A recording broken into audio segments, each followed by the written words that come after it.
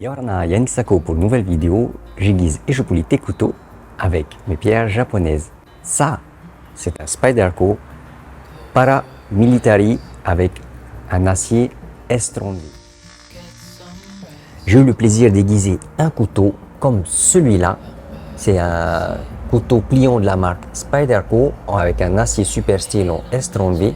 Celui de mon client, il était à l'origine évidemment comme le mien. Celui-là, il a à peu près 7 ans dans ma collection.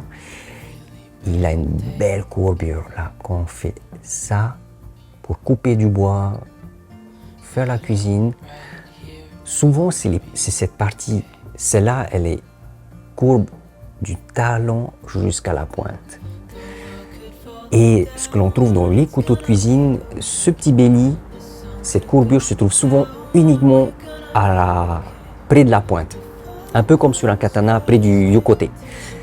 Cela dit, mon client, son petit souci, c'est qu'il a un peu changé la géométrie de son couteau. C'est-à-dire qu'en aiguisant, il a perdu ça. Elle est devenue un peu plus droite. Son couteau est devenu un peu plus court ici. Tout simplement parce qu'il y a un problème dans son aiguisage. Il y a effectivement un angle adapté dans ce sens-là, mais aussi dans ce sens-là.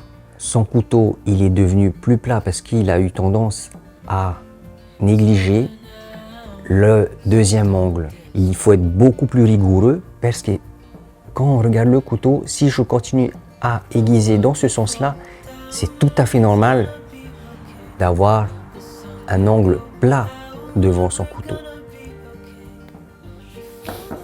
J'espère que ça t'a plu. Si ça t'intéresse, tu peux m'envoyer un peu, on va en discuter.